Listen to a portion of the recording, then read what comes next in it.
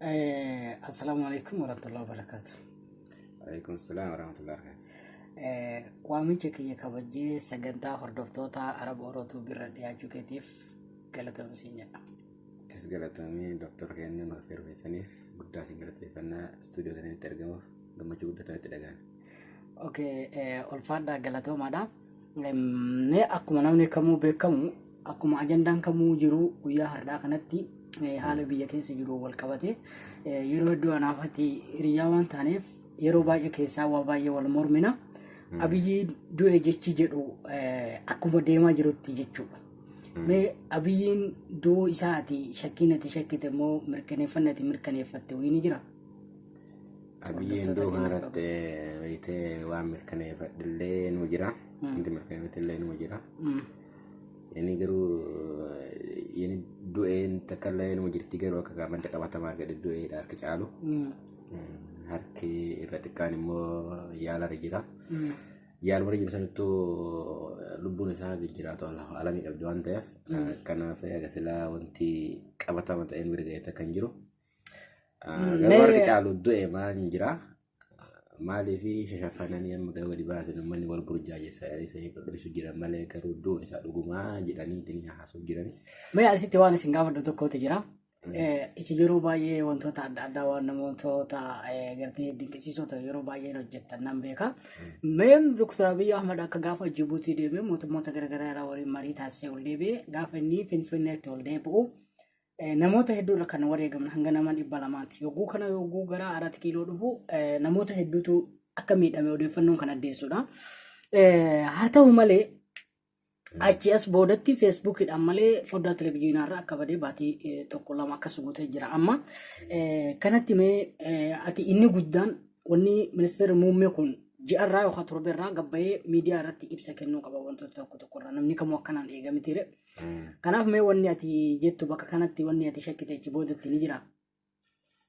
Beekte akka keessoo jiraatiif illee nuyi itti beekte muummichi ministeeraa masaraa mootummaatti yaalee fonqolchaa irratti raawwatame.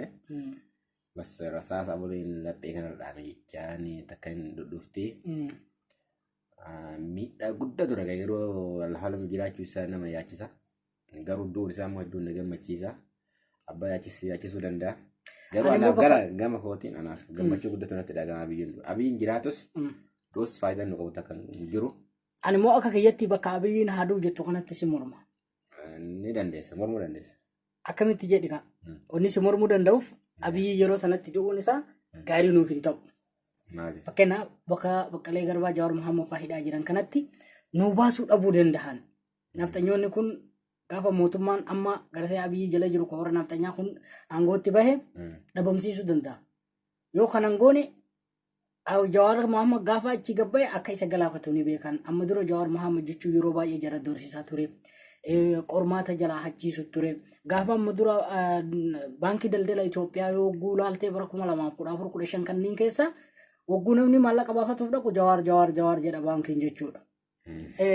Kanaaf amma Jawaar Mohaammed wantoota akkasii sana hojjetaa ture. Baay'ee miidiyaalee jaraa akka raasaa ture ni beekta. Naftanyoonni gaafa dhugumatti bahan immoo jechuudha miidhuu danda'an.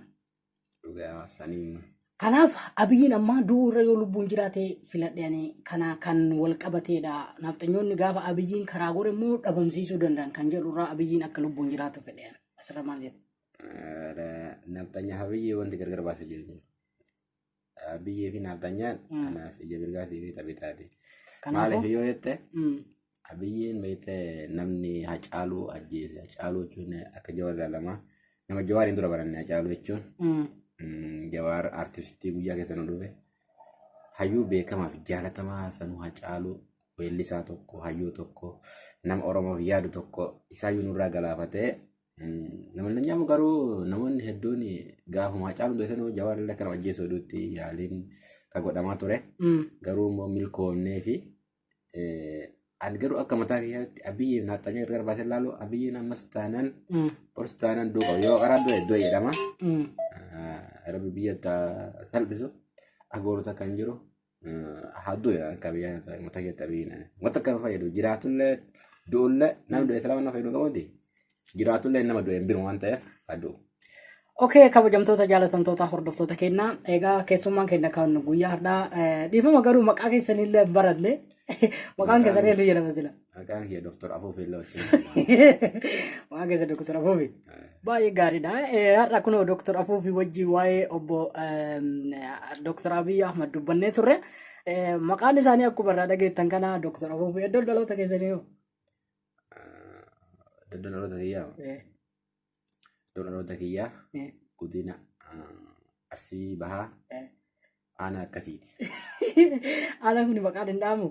Aanaa maqaan hin dhaamu. Maal shoroo keessa barbaadda? Umriin keessan meeqa mee dachee kanarraa hangam jiraattan? Umriin kiyya amma akka dhaladhe waggaa 60. Umrii kiyya jiraadhe kanatti waggaa 80 nyaachuun oolu.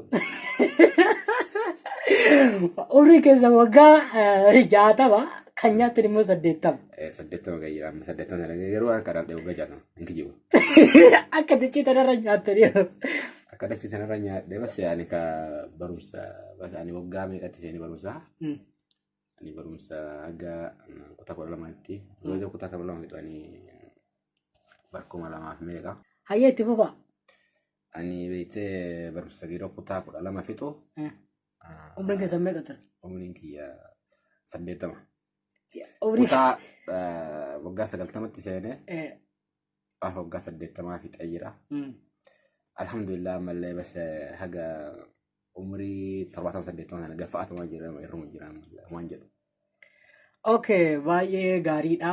Kan isin umriin keessan 60 kan lafa kanarra jiraattan immoo 80. Dhugaa alhamdulillah bareeda. Mee akkamitti ta'uu danda'a silaa umriin keessanuu 60maati? Akkamitti waggaa 80 jiraachuu dandeettan? Dhiisi gaatee haaluma yeroo ammaati beekta. Ayyee. Nama boqqolloo bilchiqinnaatiin dhugaa jiru. Kijibuullee amanuullee immoo nurraa jiraata. Pipi waliin xiqqoo afurii piippiillee dhaanna keessaan dha. Maaliif osoo dhugaa tokko akka taasaa ta'ee hoteeloo ittiin affeeranii akka jiraarraa nyaadhe akka sirraa xiqqoo galaafatame beekta. Basaan yoon kijibiin bas na dhukkuba. Kijibuu nama barbaachisa. Basaan dhukkuba. Kan hin jechuu barbaade. Badhaadhinni yookaan immoo tuyyuu piippiin kuni dawaan inni qabu jira? Oh, dawaan inni qabu. Een jira. Maal fa'a? Dhugaa gara kijibaatti deebisuun hojii bilchiqinnaa waan ta'eef dawaa jabaadha. Anuma akkasii nagaa tare beekta. Akka xiqqoo kijiba jammare. Amma waggaa takka wayii sharafsiisaa jira beekta. Sirriitti kijiba maaliif maqaan kiyya Dr. Afuufa maaliif jedhe beekta? Maqaa kana amma guyyaa. Doktorummaa akkamii isinii kennuu danda'an? Afuufama kanarraa kan ka'edha? Waan afuufuu fi xiqqoo wannaa fi maaliif maqaan kiyya qara jechuun ka ture. Hayyee walitti deebinee jirra. Mee amma akkuma sila nu himte maqaan keetti sila Dr. Afuufi akkasii baay'ee gaariidha baay'ee filatamaadha. Mee amma waan si gaafadhu tokkotu jira wanni si gaafadhu kun maali yoo jette reef bilchiginnaan kijiba waa isa jechuurraa amma yeroo ammaa kana hidhamtoonni siyaasaa akka Obbo Jawaar Mohaammed akkasuma Baqqalee Garbaa Shamsuddin Xahaa fi hidhamtoonni siyaasaa qeerroo fi akkasuma hayyoonni Oromoo hedduun akkasuma qondaaltota ABO akkasuma hooggantoota paartilee siyaasaa Oromoo kan ta'e guutuun isaanii mana hidhaa jiranii jechuudha. Mana hidhaanii jiraatanii amma boora uffatanii jiran halluun uffannaa isaanii kan mana hidhaa keessaa isin wajjin jirraadha jechuudha. Kanaaf mee anis booreffadhee qeerroon as nu duuba argu jirtu kunillee akkanatti booreffatanii uffata booraan dhaabbatuun kun mee maaltu si dhagama? Silaa ati kijiba bilchiginnaa irraa barataa turte ammallee summiin ati facaasaa jirtu kijibuma.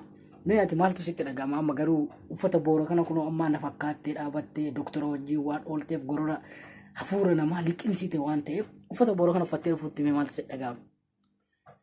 Xiqqoo bakka tokkotti si qomadde kijibamu afuufaa tanaan jette. Haa ta'u garuu maal goonaa kijibalee tan amma garuu dhugaa fudhannee gara Oromootti deebina jirra waan ta'eef alhamdulillah rabbiin galanni haa ga'u. Oromoo taatanii jirtan. Oromoo taanee jira Oromoof ne jirra. Maaliif bas hedduu basanatti dhagahame. Gaarii keessa walitti dhubeeta amma hafuura sirraa fudhadhe jenna. Qabsoon kaleessa Jawaar Mohaammed Ameerikaa taa'ee gaggeessaa ture sun of duuba yeroo tiinkii yeroo laalu sirnatti mul'ata beektaa. Maaliif inni akkasii qabsaa'eetiin halkanii guyyaa hirribatti dhabee osoo laappitooppii ija keessa laalu dhibameetiin hin jedhee sida kana ta'eef sassaffaa yoo jedhu keessa walitti itti dhagahame imimmaan nu qabe Jawaar akka itti baatii jaha hidhamuun isaa hedduu na gaddisiise. Maaliif Jawaarii ka Jawaarii hidhamuun si gaddisiise maaliif filtiqinnaa taate?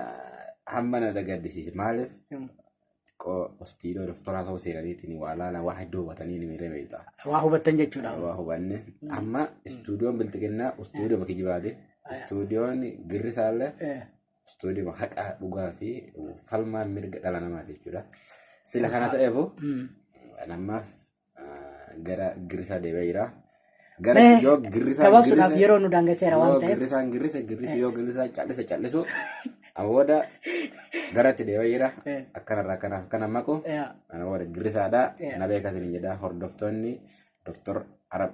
Okay, galatoomii siin jedha. Mee qeerroo kan inni maayita qeerroo uffata akkanatti sooshaal miidiyaa kana akka agartu kana kun uffanni sooshaal miidiyaan guutuun uffata booraan deemeera atis uffata boora si godheera ofii kootis boora godheera. Wanti gargaarta akka deemu na kaase uffata keelloo kana. Oda gadda ture yoo duraan keelloo kana agarra maaliif akkana ta'anii jedhee. Si hawa. Na hawwate maaliif akka uummanni uummata mana hidhaa keessa jiru saniif azan hedduun itti dhagahame. Laalee yoo bas keessa gootti itti dhagahame waan jiru.